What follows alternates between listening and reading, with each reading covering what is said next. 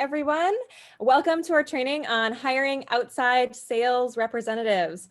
I'm going to pass off in just a minute to our presenter today, but just a few kind of housekeeping items. We are recording this session. You're all on mute right now, but feel free to use the chat or the Q&A to ask questions throughout. I'm going to be monitoring behind the scenes, but we're going to hopefully have some time at the end for some Q&A. So out sales representatives, we brought in the expert today. Our own Vice President of Sales, Chris Igou, will be leading us through this training, sharing all his tips and tricks. So Chris, I'm going to pass it over to you. Thanks for joining us. Thanks, Natalie. And I'm humbled by saying the resident expert, but I have had the pleasure of learning from many great people along the way. And I'm going to try to share some of the wisdom that they have instilled on me. But I'll be leading the session today. As Natalie mentioned, I lead our sales team at CareerPlug. And so what I'm going to try to do is share some of the best things that we've not only learned at CareerPlug, but also things that we've learned and best practices that we've learned from our clients, which I think will be really relevant to most people on the call. So I try to break things down into threes, and we're going to talk about three big things today to keep it simple. We're going to talk about the ideal candidate. We're going to talk about writing a compelling job description and how you get that job posted to find the best candidates. And then we're going to talk about the hiring process for the outside sales rep. And we're going to be very narrow on our focus today. Again, focusing in on that outside sales rep position, whatever that necessarily means for you. All right, and we'll give a few examples as we go. So let's dive in, team. First thing I want to start with is thinking about before you post the job. So before you post the job, do you really know what you're looking for? And I would share with you that I think this is actually the most valuable step in hiring. And it happens before you post a job or before you go live. And this is really when you consider both the gaps in what you're hiring for and what type of person is going to be most successful to fill those gaps. You can't make the right hire until you really know what you're looking for. So what's it going to take to be successful in this role? All right, so before I get into the job postings, which I promise I will, team, all right, I'm going to introduce you to a tool that we internally call the ideal candidate profile. And this is something that really helps me personally get really clear on the role that I'm hiring for before I start that hiring process. And I'll share with you, just trust me, this is going to save you a lot of time down the road, and learn from my mistakes and my experiences. When I haven't done this, when I haven't slowed down to take the time to know who am I looking for, what is this ideal candidate profile, I have found myself recruiting the wrong person. I have found myself spending a lot of time evaluating people that weren't qualified for the role. And so again, we're going to talk about the ideal candidate profile here for the outside sales rep. Okay, so first question, what is an outside sales rep? And that can be something different for everybody on the call today. An outside sales rep could be something different if you're in a retail business than if you're in a home services business or an insurance business. So the first question you want to ask yourself is, what is an outside sales rep to you? Think about, what is this person going to be doing? The specific roles and responsibilities, the tasks. Draw a vivid picture for yourself about what they're going to be doing. Okay, what are they going to be doing? So now when we build this ideal candidate profile, we're going to look at a few main things. What are the specific traits that you're looking for in this candidate? What is the job description?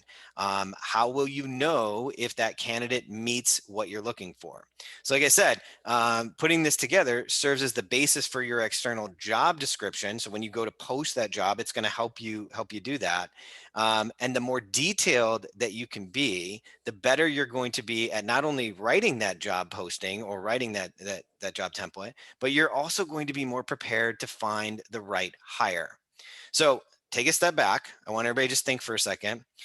You want, when you're building this ideal candidate profile, again, you want to paint a very vivid picture of what your ideal candidate looks like, acts like, who they are as a person. And I want to be very specific again, your ideal. Your ideal may be different than my ideal, but this is somebody for your business and they need to be ideal to you. So this is the perfect person for you. So what is the candidate going to say and what experience will they have that are going to show you that they're ideal? Write that down so that when you hear it, when you see it, you're going to know. Okay, yes, I prepared myself. I know that this is the candidate that I'm looking for. Okay.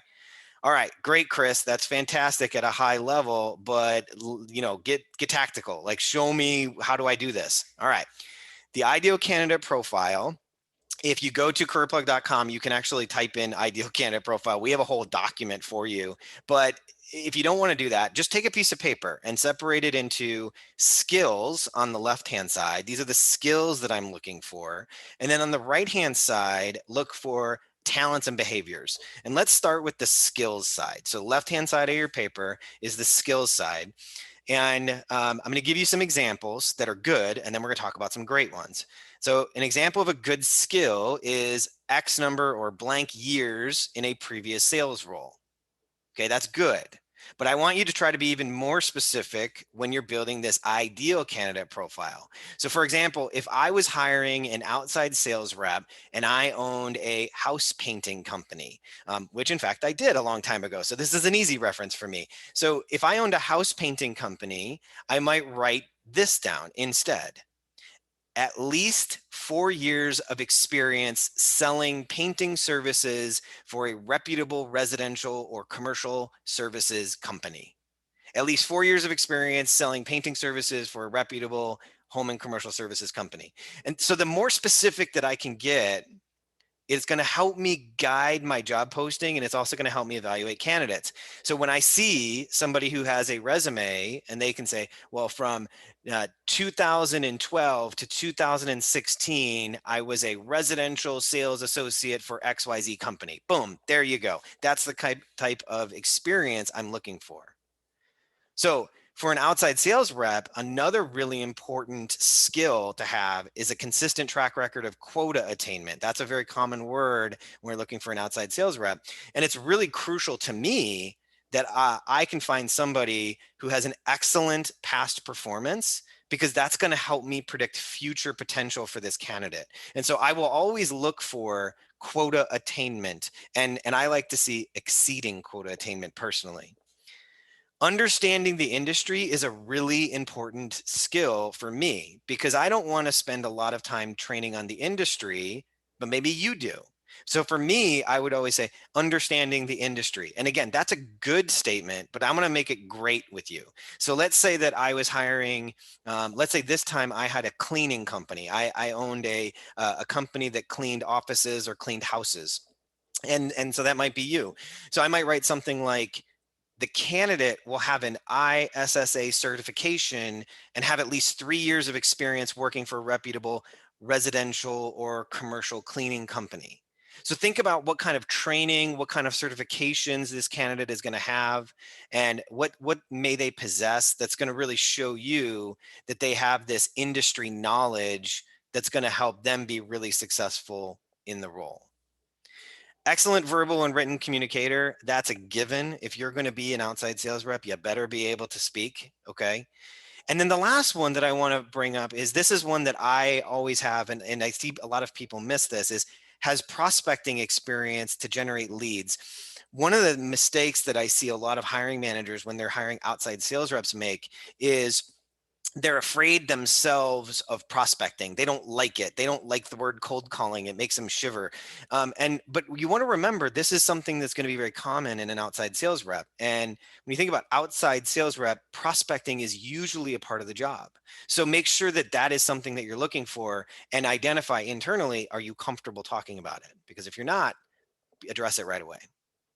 Okay, so that's the skills side of your ideal candidate profile. Let's move over to the right side of your page, which is the talents and the behaviors. What are you looking for? So the 4 behaviors that I look for in an outside sales rep are: 1, are they an engaging public speaker? 2, naturally, can they build rapport? Do they have tenacity?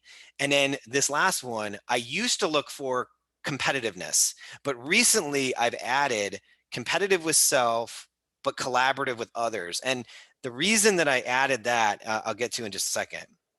So let's explore these a little bit more in depth. So prepare to evaluate your candidates from the moment that you contact them. Don't forget that, right? We're evaluating the candidate right away. Do they naturally build rapport with you? Are they engaging? If they're not with you, they're not going to be with your clients. So that's a way that you can start to evaluate them. Also, consider having your candidates speak to somebody who's going to represent your target market. Earlier, I mentioned that I owned a painting company. So when I owned my painting company and I was hiring an outside sales rep, one of the things that I would do is I would always have my phone screens done by my office manager. Now, my office manager at the time happened to be a woman, and if you know anything about the home painting industry, you know that the women always make the decision in the house, right? What color is it's going to be, that they're the decision maker. And so she was my resident example of my target market. And so I would have her do the phone screen, and then I would ask her, did they build rapport? Did they engage with you? Did you trust them? And guess what? She was almost 100% right on every candidate. Not only the good and the bad, but like if I ever went against what she said, it was almost always somebody who's getting turned over very quickly. So that is a trick that you can use inside of your business. For tenacity, you really want to evaluate this, and you want to make sure that this is somebody who's going to stay the course. Outside sales reps is in this world, you're going to hear no a lot. You're going to get turned down, and you need somebody who is able to persevere through those no's to ultimately get to the yes. So tenacity or somebody who's tenacious is really an important behavior that I look for in an outside sales rep. And then finally, I mentioned earlier, competitiveness used to be my something I evaluated people on, but I've evolved to competitive with self, collaborative with others. And what I found is that I was managing a whole bunch of mavericks, and they would wear my team out. They would wear me out, and they were good, but I wanted somebody who could also collaborate with the team. And so I've evolved into looking for this behavior of competitive with self, but collaborative with others. Now, I'll tell you, one of the places, that's just a tip and a trick, one of the places that I often would find this is people who had a history of playing team sports at a very high level. And so they were very competitive. They were used to that competitive environment, but they also were able to work on a team. And so if you think about the person you're looking for, maybe think about, did they play team sports in their history? Okay. So there you go. There's your ideal candidate profile. Write it down. What's the most important thing to you on this list? And then I want you to prioritize. So it's really easy to compromise on somebody not meeting every qualification, especially when you're in the need for somebody and you're like, I need to hire somebody. So start with your laundry list, be very clear on what you're looking for, and then prioritize. What are those top 3 things that are just absolute non-negotiables for you? Okay. Now remember, this is super important in the outside sales rep world when you're recruiting somebody, because theoretically they're good at selling, and so they're going to sell you, and so they're going to convince you that that one thing that is a non-negotiable for you may not be that important. But you need to be very clear. These are the 3 things that I absolutely will not negotiate. The candidate must have these things. Maybe it's 4 for you, maybe it's 5, but usually start with at least 3. And so that's kind of how you prepare to go into this process. That's how you prepare. All right, stop for a second, everybody. One of the biggest mistakes that I see small business owners make is that they don't take the time to build their ideal candidate profile. You will waste so much time, and you will bring in the wrong candidates if you don't spend time doing this. So I just ask, please slow down. Make sure that you do the ideal candidate profile and learn from my personal mistakes, because I've made that mistake a number of times. All right. I've made it a number of times. So now we have our ideal candidate profile. The second big chunk of today is talking about how do we post the job and get those applicants. So I want to really talk briefly about the building blocks of posting a job. Okay. So the job, when you post a job today, it goes out online. And the top, or the first place you want to start is your job title. Now, clear job titles are really important. Job titles are keywords that job seekers or candidates are going to use to find your job posting. So this is the first thing. When they go into Google or they go into a job board, this is what they're using to find that job. So you want to use very simple and familiar job titles that are really intuitive and they align with your description. So save your internal jargon like sales ninja, okay, for down the road. You don't want to use that as your job title, right? I'll give you some good job titles in just a second, but you want to use something more like sales representative. I'll give you a short story. One time I was working with a client and their sales team, their job title internally was actually cat herder. And I mean, that's just kind of a weird name. I think they did it to be funny, but cat herder, nobody's going to apply to that. Nobody's going to search for cat herder. Okay, maybe somebody will, but that's not the candidate you want for an outside sales rep. Trust me.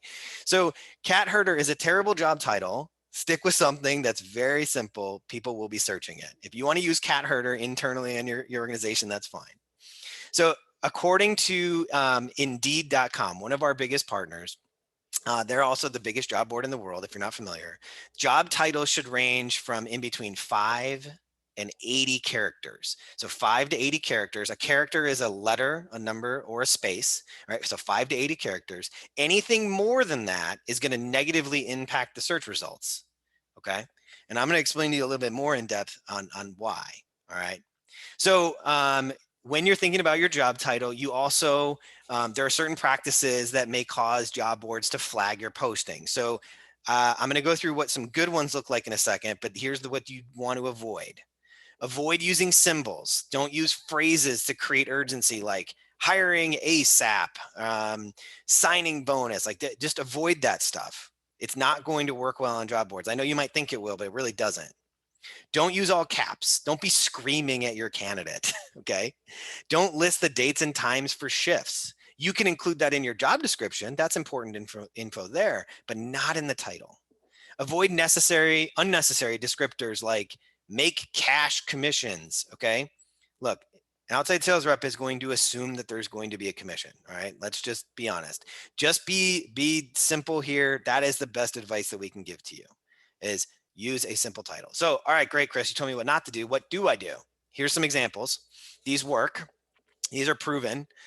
Account executive, account manager, business development manager, sales associate, sales consultant, sales representative. If you're in a specific industry, you may want to add the industry, and that's great, but I'm going to give you the heads up. It comes with a caveat. If you add specifics about your industry, you will narrow the candidates you get. So I'll give you an example.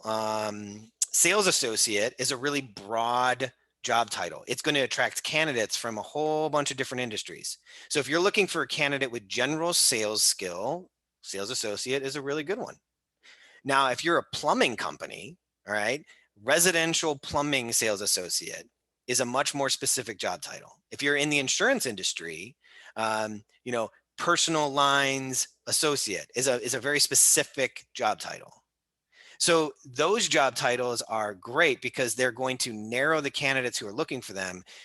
It is going to give you most likely a more qualified candidate, meaning they have the experience, but it probably is going to narrow or limit the amount of applicants you're getting. So think about, what do you want? Do you want a whole bunch of applicants who may be from a wide array of industries, or do you want a very narrow amount of applicants or smaller amount of applicants, but most likely will have more of the industry experience that you're looking for? All right.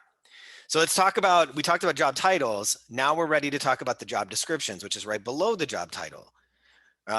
This is a very important part of the actual job. Here's my suggestion. Be specific, but be really brief. Be specific, but be brief. So to give you some perspective, the average candidate on Indeed, the world's largest job board, they will log on to Indeed and they apply to 7 jobs every 7 minutes. And so the average time that a candidate spends on Indeed is about 7 minutes. All right. They log in, they're looking at stuff. It's about 7 minutes long. And in that 7 minutes, they're applying to 7 jobs. Another way to understand this is the average candidate spends about 1 minute looking at your job, the job title and the job description, and applying to it. And in the next 6 minutes, they're applying to 6 of your competitors' jobs. That's the way the world works today. Okay. So when you think about your job description, don't list every single expectation that you have for that person. All right. Don't list every single thing, like, because you got burned by one sales rep. Well, I'm going to put 4 things that every sales rep has to do now. No. Think about this is an advertisement for your job. What's in it for them? Why does this job matter? Why is it awesome to work for your company? If you don't include those things, guess what? Nobody's applying to your job. That's what an outside sales rep wants to see. Now, the other things are important, right? What are they going to be doing? Where are they going to be working? What is the requirements for the job? That is important. I'm not saying don't include that, but don't overload your job description with every little detail about what they're going to do. No, make sure it's also cool. Make sure it's something that looks like I want to work here. All right. And that's so bullet points, quick, right? Remember, the final part of this is remember that mobile is important. So more than 70% of outside sales rep job seekers apply through a mobile phone. More than 70% of job seekers will apply through a mobile phone, which means if your job description is 10 paragraphs long, that candidate is scrolling and scrolling and scrolling and scrolling, and they're never going to apply. Okay. They're never going to apply. So a couple other things on job descriptions. Who are they going to be selling to? Talk about your sales model, include travel. That is a common question for an outside sales rep. And then talk about what the commission structure is going to look like. All right. More than any other role, money is really important to an outside sales rep. So salespeople want to know what they can make, include it in your job posting. If you're offering a salary, include it. You can use things like make up to blank or uncapped commission in your job posting. Those are things that they want to know about. If you're going to post a job for a sales role and you're not including compensation, just understand that is one of the first things that an outside sales rep is looking for in that job description. All right. Okay, couple more tips and tricks. If you're saying, okay, great, like what else, what are my competitors doing? Go on Indeed.com or go on Google, research job titles that are being used by your competitors. Make your posting easy to navigate with section headers and bullets, right? So if you wanted to put in something like responsibilities, bullet, bullet, bullet, right? That's what I'm talking about. Header, bullet points. Once you've posted the job or created it, email it to yourself. How does it look on the phone? Does it help the candidate understand what you need? You know what? I actually, a lot of times I'll hand it to my wife or to somebody else on my team, and I'll say, hey, can you understand this? Because I know what I'm looking for, but if they can understand it, then I know I've really hit it. Does the posting excite you? Does it excite you to apply? So get the feedback. Again, looking at it on mobile, those are just some tips and tricks. Let's move into our final section, which is now that I've posted my job, what's my funnel going to look like?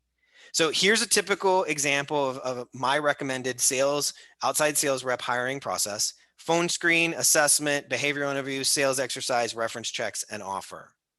I'm going to dive into a couple of these quickly. Phone screen, team, phone screen is a phone screen. Quick, don't make this long. It's got to be like 15, 20 minutes. This is your initial evaluation. Personality assessments are great to use.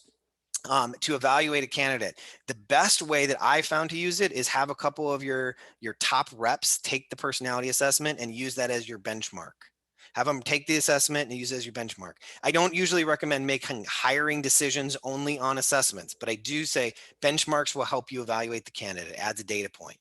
All right, let's get into behavioral interviews. I put on the screen some questions that I've asked in behavioral interviews. How would you like to engage, or how would you engage me with your current company's offering? Meaning they're selling right now. How would you engage me? What would you do to start? Tell me about an opportunity that you lost. Why did you lose it? That tells me what level of introspection they have. How do you establish trust? What tactics have you used and which ones don't you use? Do they know how to build rapport? Tell me about the most stressful time that you've ever had at work and how you persevered. What that gives me insight on is when they hit a roadblock, how are they going to handle it? And have you ever turned away a prospect? If so, why? What motivates you? So these are things that I ask in a behavioral interview that are going to help me evaluate this candidate. Can they handle this role? Right? Can they handle this role? Now, I love sales exercises. I'm going to give you 3 that I've used in the past that are really fun, but they're really valuable. So number 1, if you're trying to evaluate somebody on rapport, if you're trying to evaluate somebody on can they build relationships quickly, send them to this is what I used to do. I'd send them to my office manager. I'd say, hey, Natalie, you have 5 minutes. Go learn 3 things about my office manager and come back to me and share them with me, right? Could that person go and meet with Natalie and learn 3 things about her? 2, I've used Somebody's taking notes in front of me. Hey, take that pen, sell me that pen. You know what a pen is, right? You know, I'm going to give you 5 minutes to prepare. Can you think on your feet? Can they build rapport with me? Or are they immediately just going to just pound me with features and benefits of that pen?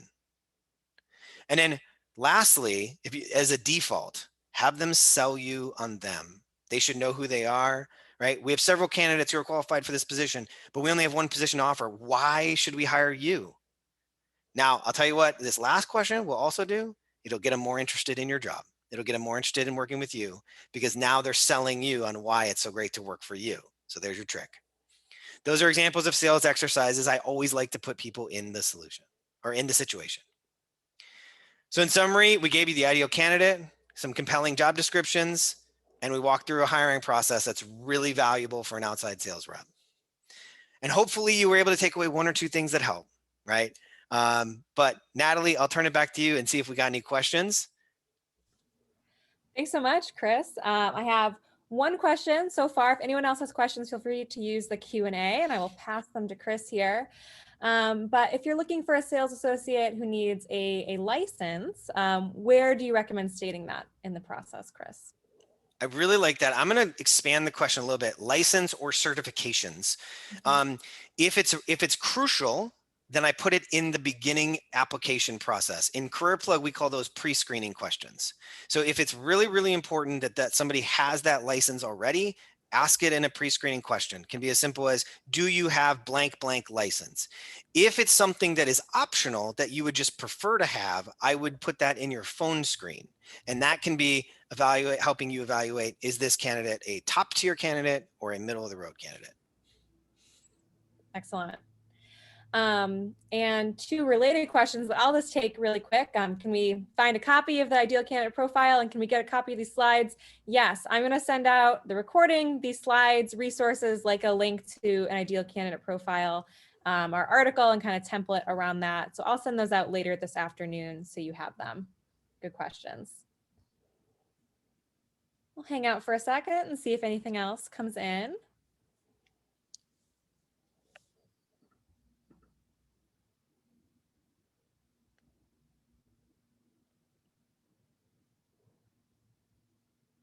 All right.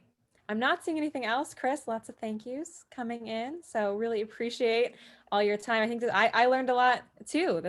That's me. So I appreciate your perspective. Thank you everyone for taking the time on Friday to come learn about hiring with us. Look out for those resources this afternoon and have a great weekend. Thank you. Bye.